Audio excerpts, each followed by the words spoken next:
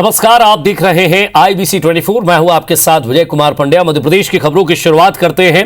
मध्य प्रदेश की पूर्व मुख्यमंत्री उमा भारती ने राहुल गांधी को एक सलाह दे डाली है। उन्होंने कहा है कि वो कुछ दिन संघ की शाखाओं में जाएं। आपको बता दें कि उमा भारती भगवान महाकाल के दर्शन करने उज्जैन पहुंची थी, जहां मीडिया से बातचीत में उन्होंने कई मुद्दों पर बात की। पश्चिम बंगाल में होने वाले विधानसभा चुनाव को लेकर उन्होंने दावा किया कि वहां ममता बनर्जी की पार्टी सिर्फ 30 से 35 सीटों पर सिमट जाएगी। उमा भारती ने यह भी बताया कि उन्होंने बाबा महाकाल से आशीर्वाद मांगा है, साथ ही देश और राज्य को जल्द कोरोना मुक्त करने की प्रार्थना की है। राहुल गांधी सिंधिया को वापस बुला रहे हैं, क्या कुछ कहेंगे आप इस बारे में? हम उनको कहेंगे वो कुछ दिनों के लिए संघ की शाखाओं में जाया कर। मैं कुछ नहीं कह सकती इस पे, बात पूरी खोलने दीजिए। पश्चिम बंगाल चुनाव को लेकर क्या कुछ कहेंगे आप? यहाँ पर जैसा बहुमत 2003 में आएगा वैसा आएगा। मतलब मुझे लगता है कि टीएमसी 30-35 सीटों पर रह जाएगी। मध्य प्रदेश की सियासत में इन दिनों राहुल गांधी और सिंधिया की बयानबाजी को लेकर जमकर सियासत भी हो रही है। एमपी सरकार के पूर्व मंत्री डॉक्टर गोविंद सिंह ने सिंधिया को लेकर बड़ा बयान दिया। उन्होंने कहा कि ये सिंधिया और राहुल गांधी का व्यक्तिगत मामला है। बीजेपी सिंधिया को कुछ दे या ना दे, इससे कांग्रेस को कोई मतलब नहीं है। सिंधिया सामंतवादी विचारधारा के हैं और सब कुछ अपने फायदे के लिए करते हैं। गोविंद सिंह ने सिंधिया को गद्दार तक कह दिया। अब बीजेपी दे न दे इससे हमें कोई ताल्लुकात नहीं। जब हमारी पार्टी में नहीं है, पार्टी छोड़ के चले गए, पार्टी के हमारी सरकार गिराई, पार्टी के साथ उन्होंने विश्वासघात किया है, इसलिए हम उनके बारे में कोई बात नहीं करना चाहते। और कोई कांग्रेस में आने से कोई कांग्रेस को सफलता नहीं मिलेगी। मध्याह्न भोजन में काम करने वाली महिला रसोइयों को 7 महीने से भुगतान नहीं होने पर पूर्व मुख्यमंत्री कमलनाथ ने सीएम शिवराज को पत्र लिखा है। कमलनाथ ने पत्र में लिखा है कि केंद्र से राशि मिलने के बाद भी महिला रसोइयों को भुगतान नहीं किया गया है। कमलनाथ ने महिला रसोइयों के परिवार में आ रही भरण पोषण की समस्या उठाई, उसका जिक्र किया और जल्द ही भुगतान की मांग की। आरोप है कि कोरोना संक्रमण के कारण स्कूलों को बंद किया गया है। ऐसे में स्कूल में दिए जाने वाले मध्याह्न भोजन को घरों तक पहुंचाया जा रहा है। इसके माध्यम से भोजन बनाने वाली महिला रसोइयों को काम की कमी हो रही है। बावजूद इसके सरकार की तरफ से कोई भी मानदेय नहीं दिया गया।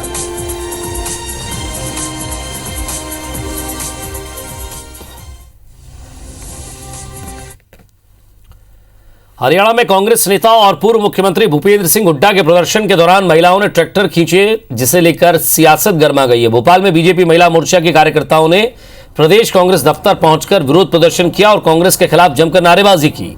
महिला मोर्चा की कार्यकर्ताओं ने इसे महिलाओं का अपमान बताया है। कार्यकर्ताओं का यह भी कहना था कि भूपेंद्र सिंह हुड्डा ट्रैक्टर पर बैठे हैं और महिलाओं से ट्रैक्टर खिंचवा रहे थे।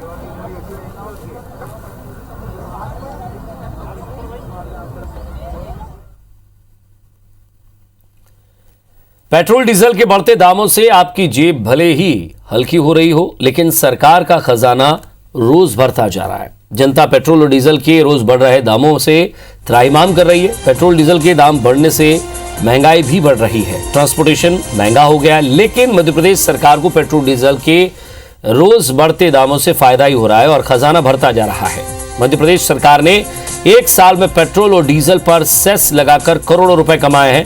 विपक्ष लगातार कह रहा है कि देश में पेट्रोल डीजल पर सबसे ज्यादा टैक्स मध्य प्रदेश में है। सरकार को जनता की चिंता नहीं है, सरकार अपना खजाना भर रही है। वहीं सरकार के मंत्री पेट्रोल डीजल के बढ़ते दाम को अंतर्राष्ट्रीय बाजार का हवाला देकर अपना पल्ला झाड़ रहे हैं। जब टैक्स कम करने को कहा, सवाल पूछा, तो उन्होंने कहा कि विकास भी तो करना है और विकास करने के लिए पैसा तो जनता के पास से ही आएगा।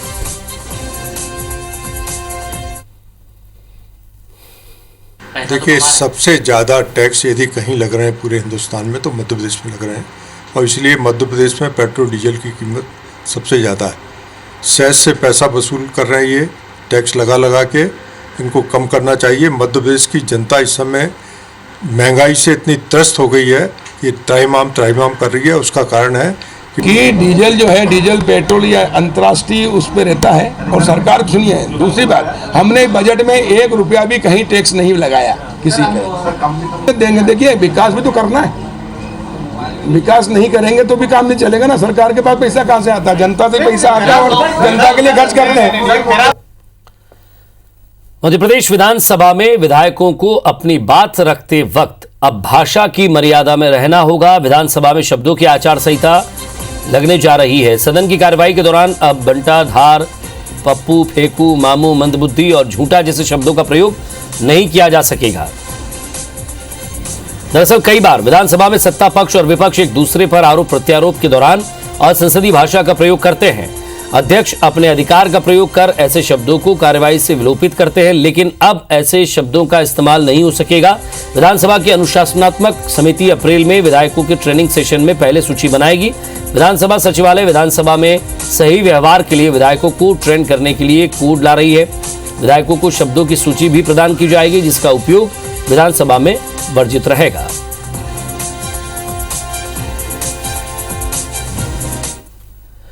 मध्य प्रदेश में धर्मांतरण का मुद्दा लगातार उठता ही जा रहा है। भोपाल में विश्व हिंदू परिषद के राष्ट्रीय महामंत्री मिलिंद परांडे ने प्रेस कॉन्फ्रेंस की। उनका कहना है कि झाबुआ, अलीराजपुर में खासकर गुजरात और राजस्थान से सटे वनवासी क्षेत्र में ईसाई मिशनरी बड़े पैमाने पर धर्मांतरण का षड्यंत्र चला रहे हैं। उन्होंने बताया कि विहिप के कार्यकर्ताओं ने झाबुआ, अलीराजपुर में धर्मांतरण कराने वाले 56 पादरियों की सूची स्थानीय प्रशासन को सौंपी है। मिलिंद परांडे ने यह भी कहा कि धर्म स्वातंत्र कानून बनने से धर्मांतरण और लव जिहाद पर रोक लगेगी।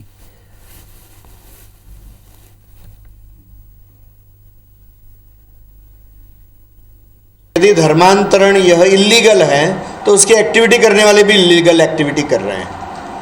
आप सेवा करनी है, जरूर कर सकते हैं, सेवा सबके लिए बहुत अच्छी बात है, समाज का दुख कष्ट कम करना, मगर उसका उपयोग करके यदि आप किसी का धर्मांतरण कर रहे हैं, that is perfectly anti constitutional और इलीगल बात है। और हम तो कहते हैं कि रिलीजियस कन्वर्जेंस एक तरीके का वायलेंस है, वो वायलेंस को रोकना चाहिए। इसीलिए लगभग 56 ऐसे कार्यकर्ता जो उनके पादरी हैं उनकी सूची हमने दी है। अन्यत्र भी ये सारी सूचियां हम एकत्र कर रहे हैं। और ज्यादा बातचीत के लिए हमारे संवाददाता सुधीर दंडोतिया हमारे साथ जुड़ गए। सुधीर, धर्मांतरण का मुद्दा एक बार फिर से उठा है और धर्म स्वातंत्र कानून आने के बाद विश्व हिंदू परिषद ने एक बड़ा आरोप लगाया है, पादरियों की सूची भी दी है। उनका कहना है कि झाबुआ, अलीराजपुर और वो वन क्षेत्र जो कि गुजरात राजस्थान की सीमा से सटा हुआ है, वहाँ कई बार इस तरह की स्थिति बन रही है और ये एक वायलेंस है, इसे रोकना चाहिए। क्या वाकई ये लिस्ट सरकार को दी गई है, प्रशासनिक अधिकारियों को दी गई है? अब इस पर कोई कार्रवाई की बात, किसी एक्शन की बात?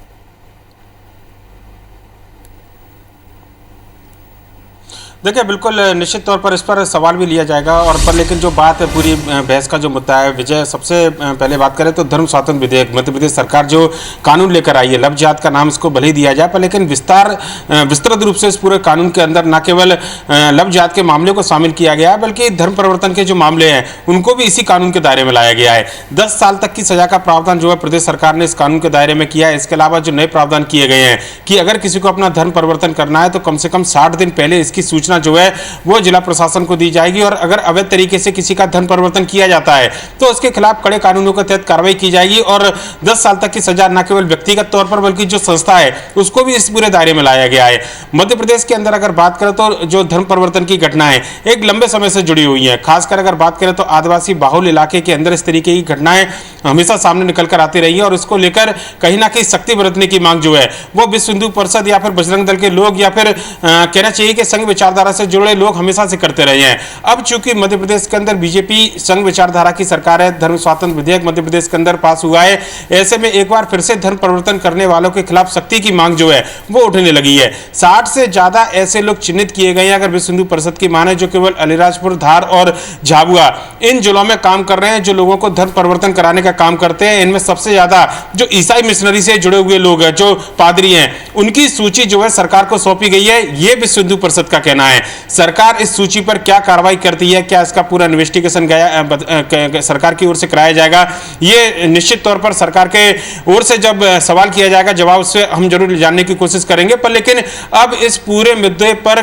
कड़ी से कड़ी कार्रवाई की मांग विश्व हिंदू परिषद के द्वारा की जा रही है और ऐसे लोगों के खिलाफ धर्म स्वातंत्र विधेयक के अंतर्गत कार्रवाई हो, कम से कम विश्व हिंदू परिषद के पदाधिकारी अब यही चाहते हैं। विजय जी सुधीर, लेकिन जिस तरह से एक बड़ा आरोप है, इस आरोप को जब उन्होंने प्रेस कॉन्फ्रेंस कर पे वो कह रहे हैं कि इस इलाके में ये लोग हैं या ये पादरी हैं, उनकी तरफ से इलाके से कोई ऐसी खबर कि नहीं ऐसा कुछ नहीं है? क्योंकि जब एक बड़ा आरोप विश्व हिंदू परिषद की तरफ से लगाया है और ईसाई मिशनरियों की तरफ लग रहा है, तो कम से कम उनकी तरफ से कोई सफाई आई हो, कोई बयान आया हो या कोई रिएक्शन आया हो वहाँ से?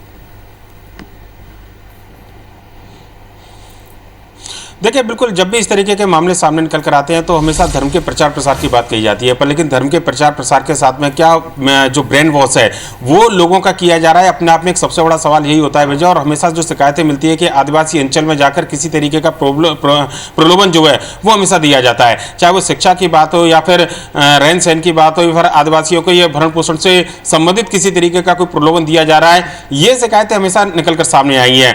अब जब विश्व हिंदू परिषद ये चाहता है कि कम से कम लोगों को चिन्हित करने के साथ में उनकी लिस्ट सरकार को दी गई है, तो देखना होगा कि सरकार की ओर से इस पूरी सूची पर क्या कुछ कार्रवाई की जाती है, क्योंकि जो आरोप लगे हैं वो प्रलोभन के साथ धन परिवर्तन के लगे हैं। लिहाजा जिन लोगों को चिन्हित किया गया है उनके ऊपर भी इसी तरीके के आरोप अब साफ तौर पर विश्व हिंदू परिषद की ओर से लगाए गए हैं और एक लिस्ट बाकायदा सरकार के पास में सौंपी गई है जो विश्व हिंदू परिषद के पदाधिकारी साफ तौर पर बता रहे हैं। लिहाजा देखना होगा कि सरकार की ओर से इस पूरे मामले पर क्या कुछ जांच कराई जाती है और जिन लोगों के नाम, जिन लोगों की सूची विश्व हिंदू परिषद के द्वारा सरकार को सौंपी गई है, क्या उनके खिलाफ किसी तरीके का एक्शन लिया जाएगा, और जांच अगर होती है तो किस तरीके का प्रलोभन इस क्षेत्र में इन लोगों के द्वारा दिया गया था, यह भी एक निश्चित तौर पर जानने वाली बात होगी। फिलहाल सूची सरकार के पास में पहुंची है, सरकार की ओर से इस पूरे मामले पर अभी तक कोई बात या कहना चाहिए कि बयान सामने निकलकर नहीं आया है, और ऐसे में विश्व हिंदू परिषद का जो आज जो आरोप था उस पर निश्चित तौर पर सरकार की सफाई जानने की कोशिश की जाएगी और उस पर क्या कार्रवाई सरकार कर रही है इस पर भी निश्चित तौर पर हमारी निगाह बनी रहेगी। विजय, नजर बनाए रखिएगा सुधीर,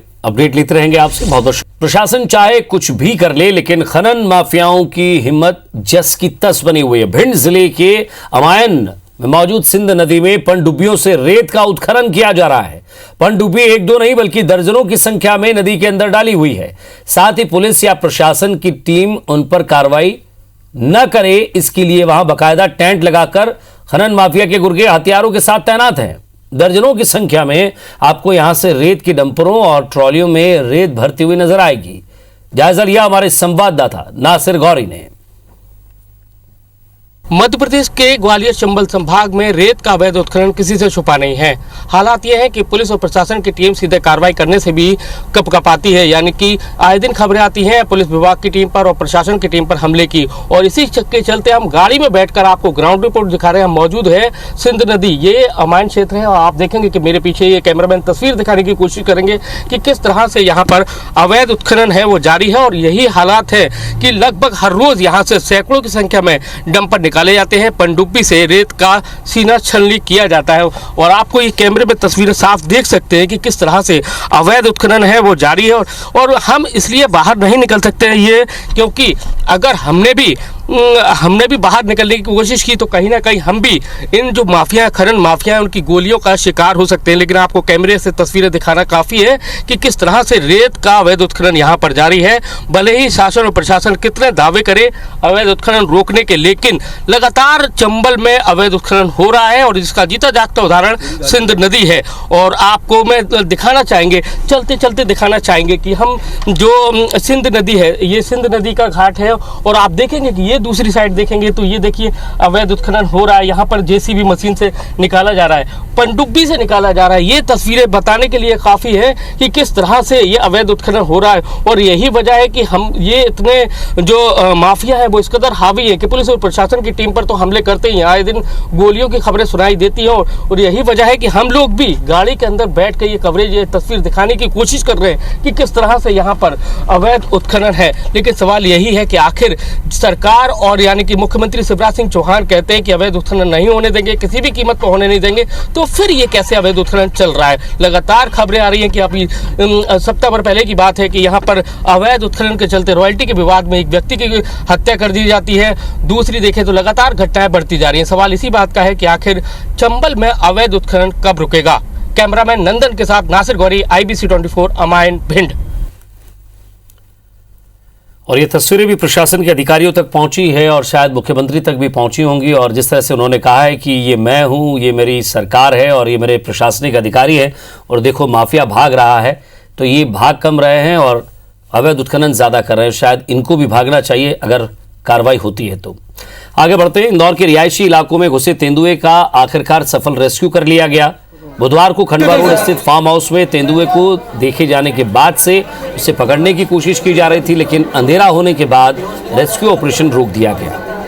लेकिन गुरुवार सुबह तेंदुआ फार्म हाउस से निकलकर शिवधाम कॉलोनी में जा पहुंचा, जहां उसने एक मजदूर परिवार के साथी मनकर्मी समेत 6 लोगों को घायल कर दिया।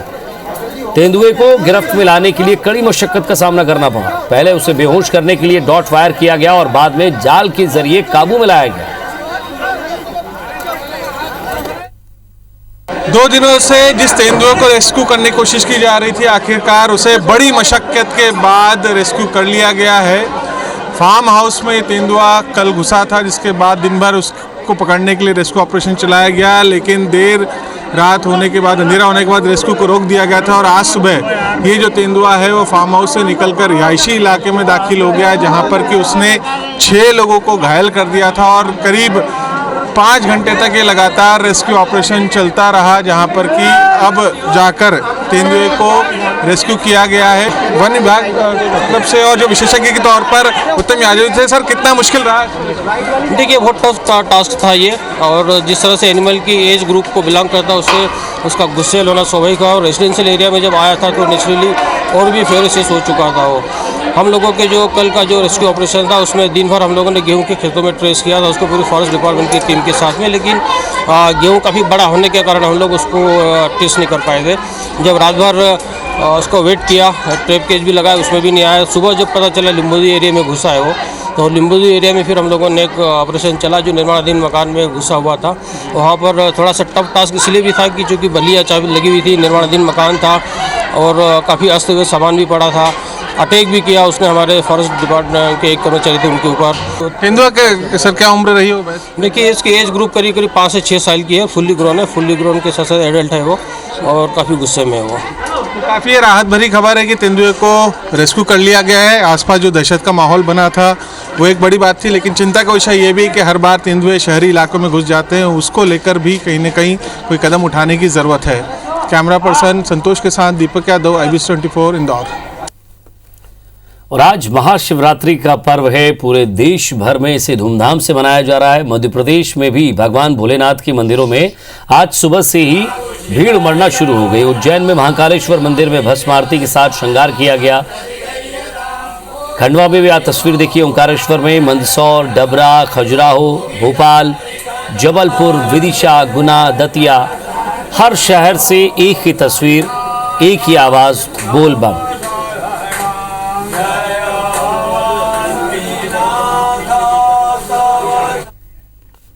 और इसी के साथ फिलहाल इस बुलेटिन में इतना ही। नमस्कार।